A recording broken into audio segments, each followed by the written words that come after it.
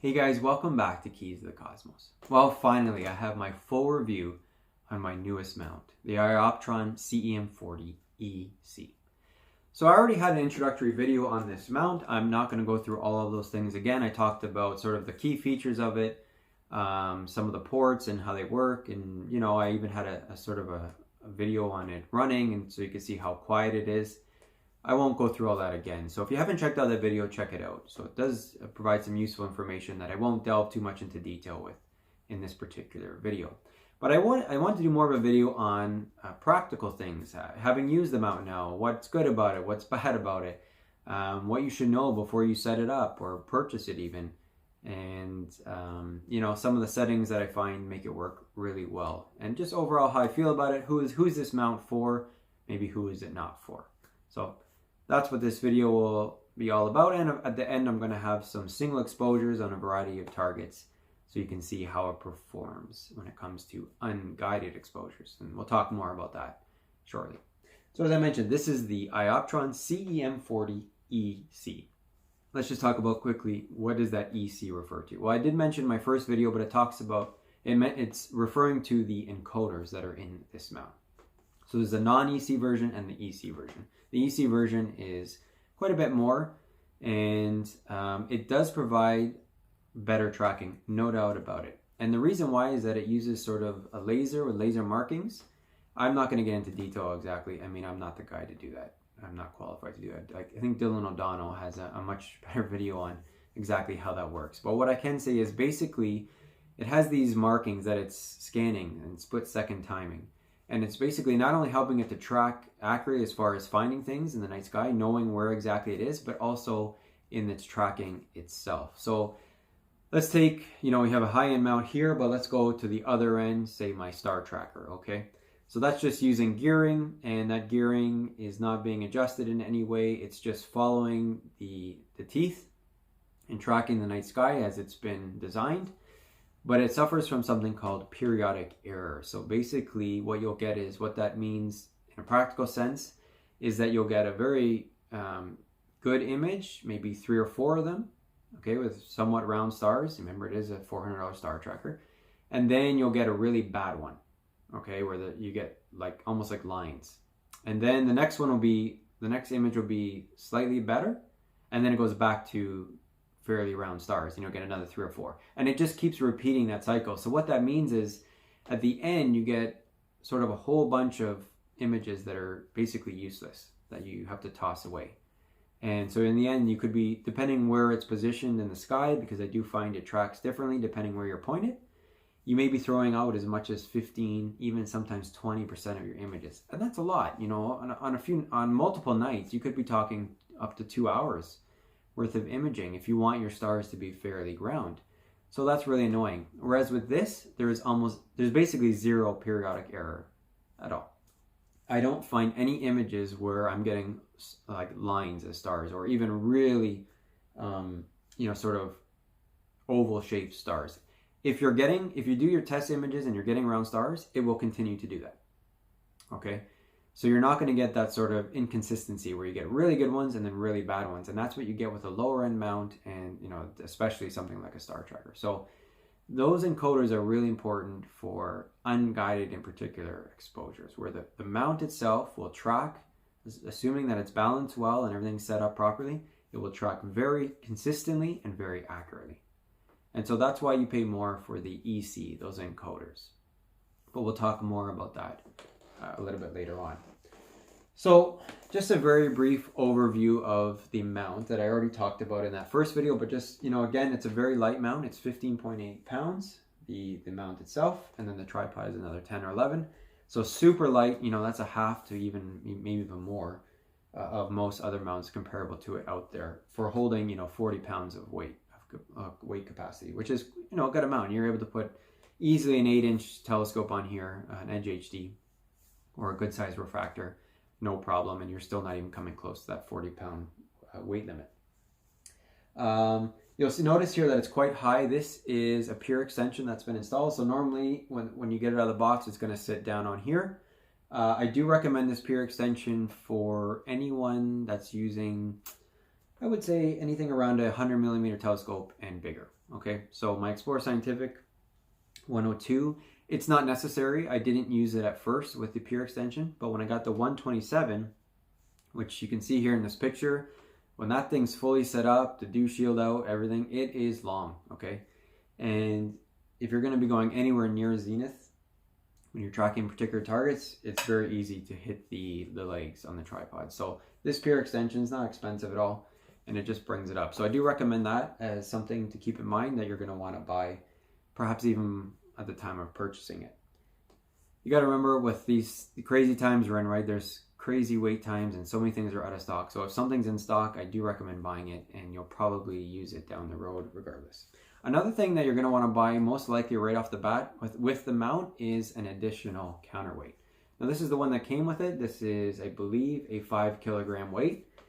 But the problem I ran into is that when I bought this mount, waited 7 months to get it, and then I finally wanted to use it with my Explorer Scientific 102, that wasn't enough weight to balance it properly. And so then I had to order a counterweight, another counterweight for it, the same size, and of course, they were out of stock. And no one had them, and I had to wait like another 2 months for a counterweight. So save yourself the frustration. They're not expensive. Just buy a counterweight ahead of time. I also bought a smaller one. This is a 2 kilogram. This is more for like my Red Cat or, you know, my Ascar, if I ever put that on there. You're going to want a lighter weight to have with this, so you have options there. So a couple of things that aren't too expensive that I would buy right off the bat.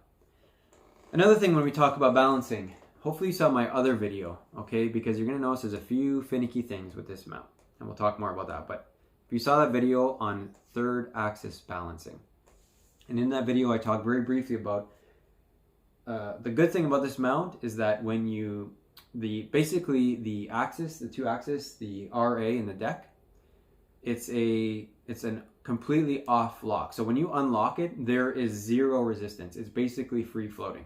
And that's a good thing, because when you're tracking, you want it to be able to move consistently and accurately. So it's a good thing for when it's balanced properly, but the problem is because they are so free floating and easy to move, it's extremely hard to balance. And no matter what I did, I was not able to get it balanced. Even when I got my second counterweight and I knew that I had enough weight on the other end, when it's in the upright position, it would always pull to one side. And there was, you know, I couldn't figure out how to fix that. So I did some research, some other videos, and you'll see in that video, I put together this. I can't take credit for it. Some other guys figured out how to do this, but I talk about in that video where to buy this clamp, and then these are just some big washers. It's about, I don't know, 1.5 pounds, 2 pounds of weight. Basically, I put that right on the end of the counterweight bar, and instead of having it in line, okay, with the RA axis, I have it off to the side, and that's what corrects for the balancing issue. So basically you're taking some weight and you're throwing it off to the side in opposite to the way that the mount normally swings, and that's what sort of helps offset that, and that enables you to move the mount in any position and it stays balanced. So there's another thing that you're probably going to want to put together ahead of time. It's super cheap. Watch that video if you haven't already. I tell you what you need to put it together, and it's, you know, fairly easy. Another issue right off the bat that I had with trying to connect this to the ASI Air, I made another video about that. I know a lot of guys have had problems. I couldn't figure it out why the ASI Air wasn't recognizing it. I don't know if that's been corrected now with the newest ASI Air updates, and if you were to get a more updated model of this with as far as the software, but nothing, it wouldn't recognize it no matter what it did. So what did I have to do? I had to buy a USB power hub. I don't have it here, but watch that video and you'll see what I'm talking about. And so basically just a USB, unpowered USB hub, and you're basically just bypassing it. You're connecting the ASI Air to the mount using that hub in between, and that's, for some reason, it worked, and it read it right away. So that's another cheap thing, but something you may want to purchase just in case. You know, they're like $5, $6 or $8, something like that. Have it anyway, so that when you get your mount, you know, it's not something you have to order and wait for. Other than that, I mean, you know, it should work pretty well right out of the box. There's a couple things that I do want to review and some tips to give you when you set it up. So in that first video of the overview of this, I talk about all the different ports and how to set it up. But as far as before you actually go to use it, okay, two important things. First of all, it's important that you set the home position. This may be obvious to some of you who have more experience, but for me, this is my first mount, and I did not do that. and it did not know where to find things because it didn't have that sort of position to go by. So it's a very simple thing to do. You just do it right on the remote. It has the option to set home position, and all I did was set it so that basically the two axis, the deck and the RA, are both in their sort of home position. So in other words, the RA is flush here, it's not off to the side, and the deck as well is it's flush where it moves, so you know that it's pointing straight up. So in other words, if you were to take this outside and set it up towards the northern sky, it should be basically roughly pointing at Polaris. And that's what they say, and that's what I set as my home position. That takes literally, 2 minutes, not even, to do, but it's very important. What else? The other thing I will say as far as, oh yes, because of the encoders, you're going to want to calibrate them before you use this. That's another thing I didn't know. Calibrating the encoders is important. So basically you're going to take the mount as it is, put together, no weights on it. You can leave the counterweight bar in, but in that position, the home position, there is instructions on how to do this, but roughly from what I remember, you turn the mount off. On the hand controller, you hold down the number 2, and then as you power the mount back on, you continue holding the number 2, and the mount automatically sees that you're trying to calibrate the encoders, and it goes right into that mode, and you'll basically see the mount swing all the way one way and then all the way the other, and it takes about, I don't know, 3 to 5 minutes, somewhere around there, and then it's good to go. And then you basically reset the home position after that. So that's easy to do, and that will make a big difference. I wish I had known that right off the bat. So something else to keep in mind. Now let's talk about, so I've basically been talking about a lot of the cons. I was going to have a sort of a pros and cons list, but that's basically the main con to this mount, is that it's finicky. Okay, there's a lot of little things that you have to figure out first, and the balancing is probably the biggest one. Obviously, if you're assuming you're able to get it connected, but getting a balance was a pain. And just, I find anytime you buy something with a lot of electronics in it, it's a little more complicated, they tend to be finicky, and it's no exception with this mount. It was definitely finicky, and now that I got it working and pretty consistently every night, I'm super happy with it. But at first, I will be honest, I was frustrated, and you pay a lot of money for all that high-tech stuff, and it causes problems. So it's just something to keep in mind. If you don't like dealing with that stuff, this might not be the mount for you. But hopefully some of those suggestions that I gave you will go a long way. Other than that, what are the cons? Well, I would say I don't love the azimuth and altitude adjustments. They're okay. There's a little bit of play in these, especially the left to right ones. And the knob here to make adjustments up and down, I really don't like it. It's a little bit cheap. It has a little bit like some loose spots. It's not a huge problem, and I'm still able to pull our line every night. It's just, I feel like it could be tighter. Maybe there's something I can do to fix that. I have to look into it a little bit more, but I don't love it. It's not a big deal, but if I'm being picky, I don't love the knobs. They could be a little bit better high quality. Also, just the counterweights. Again, this isn't a big deal, but I don't love the way that these tighten. You don't get that sort of assurance, when you're putting on an 11-pound weight on your counter bar. I've never had it slide off, okay, so I'm not going to say that there's definitely no issues there, and it does have the protective thing to stop it from coming and hitting your foot. I've never had it slide down, but I just wish it tightened a little more firmly, just for assurance. But again, I haven't had any issues. It's just I feel they could have been a little bit better.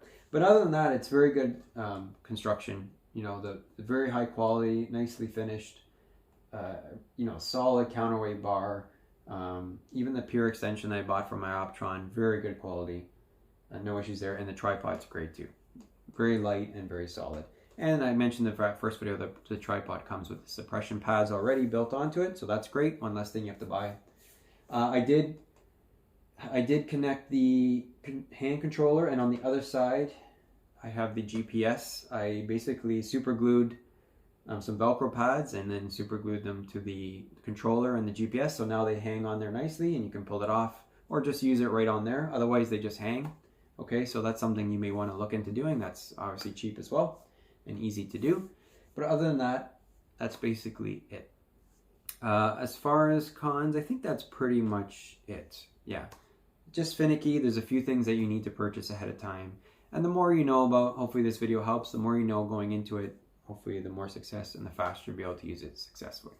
Now, the pros, well, I talked about in my first video, it's super light. Okay, that's a big thing for me. I oftentimes have to carry this down steps to get outside or up steps to bring it upstairs. And, you know, I never have to take it apart. It's great. Again, I'm lazy. As I talk about, and I'll talk about later on in this video. I don't like to have to, especially at 3, 4 in the morning, I don't want to have to take this thing apart. So I just pick it up. I take the telescope off, take the counterweights off, I pick it up, and it sits as you see it right now. And that's because it's so light, you know. You can pick it up no problem, whereas other ones can weigh up to like 60, 70 pounds, and yeah, you can do it, but, you know, it's just a pain, especially when you're going in the winter downstairs and there's ice. You wouldn't want to slip with this in your hands and risk really damaging it. Another thing that I found, obviously a huge pro, is the way it performs when it's working properly. This is known for being super accurate. Those encoders do make a difference. And we'll talk about when you, or who's the type of person that you'd want to spend the money on, because there is a regular version, as mentioned, that doesn't have the encoders, and it's considerably cheaper. So why would you purchase this one? Again, it comes down to if you're lazy like me, and you want to get set up as fast as possible and just have one less thing to have headaches with, this mount performs remarkably great unguided. And that's important. I don't have any guiding graphs for you guys testing it that way. I haven't guided with it. And that's where I think it comes down to, that's going to be a big pro for someone who's like me. Maybe you're new to this, or you're just lazy like I am and you don't really feel like doing guiding very often. You don't need to with this mount. Once you get it set up properly and it's properly balanced, it guides remarkably well, and you don't have to worry about all that. If you're someone who's already been guiding and looking to upgrade, or you say to yourself, no, I'm definitely going to guide and I don't care about doing unguided exposures, then I say buy the non-EC version. Why not? Save yourself the money. With guiding, you're probably going to get the same results. So I can't speak to that. I've never used the non-EC version. And I've also never guided with this, but I can tell you, for if you're planning on using it unguided, it's very good, and it provides very good tracking that I'm really happy with. So that was my biggest reason. It's light, it's accurate, and it's not the kind of mount that I'm going to outgrow in a few years. With that 40-pound weight capacity, I can throw all of my telescopes on here, no problem. And with those extra counterweights that I bought, you know, I'm able to balance it properly. So it's a mount that I can use for years. It gets upgrades, software upgrades and stuff. I haven't done one of those yet. I do have to do one. I hate doing that kind of stuff. I'm really not very good at it, but I will do it eventually. And so in other words, Ioptron is always updating things. And I can say as well that when you reach out to them, they're great. They got right back to me, particularly when it came to using, trying to get the best mode on this, the settings right to get it tracking as good as possible. So that's basically the biggest pros. And as I mentioned, it's very good construction. So I'm happy with the quality of it. And you know, once you get it working, it's a great mount. Now, a couple other things I want to mention before I forget. If you're going to use this unguided, there's an important setting that you need to know about. So if you go into settings and tracking settings, okay, there is a mode. So basically it's in side reel or saddle reel, whatever it is. I forget how you say it properly, but basically that's what most equatorial mounts are in. If you change it to king rate, okay, you're going to get much better results. So it's by default in side reel, but you want to change it to king rate if you're doing unguided exposures. And if you look into it, Ioptron explains that it was developed specifically for unguided exposures, and it does a great job. It makes a huge difference. Every night that I use this, the first thing I do is set it to king rate, and it works so much better. So king rate, with it properly balanced in your home position set, you should get some really nice results. So that's just something to keep in mind as well. But other than that, you know, it's pretty much a standard. It's a standard mount. So, as I mentioned, I don't have any tracking graphs for you or anything like that for those guys that are into that. And the whole reason is, like I mentioned, this, to me, this really is a mount for people that want to do unguided exposures. Of course, if you do guided exposures, you can probably have really great accuracy. So if you're really into that, maybe you're more advanced, there's no doubt about it. You can watch other videos. This performs amazingly well with guided as well, which you would expect it to. But primarily to me, unless you're advanced if you're just, like I said, you have the funds available and you want something that performs really well without having to do guiding, this is definitely the mount to buy. No doubt about it. I think it's among the top, if not the very best out there in terms of that. And that's what I wanted it for, and that's what it's been great for. And I know that when I buy a smaller mount, I'm probably going to buy a smaller version of this mount, maybe the CEM40EC or something like that. So that's who I think this mount is for. As I mentioned, if you're already guiding and you're looking to upgrade your mount and you plan on continuing to guide, maybe buy the non-EC version and save yourself the money. But for what my use, I've been very happy with it, and I think that you guys will be too. So to finish this video, I'm going to have some single exposures on a variety of targets that I've shot, most of them between 3 and 5 minutes. One of them is a sneak peek of my next target, so watch out for that. And I hope this helped, guys. I hope this answers some questions you may have had or helped sway you in one direction or another when it comes to purchasing a new mount. Thanks so much. I really appreciate your support, and I will see you on the next one. Take care.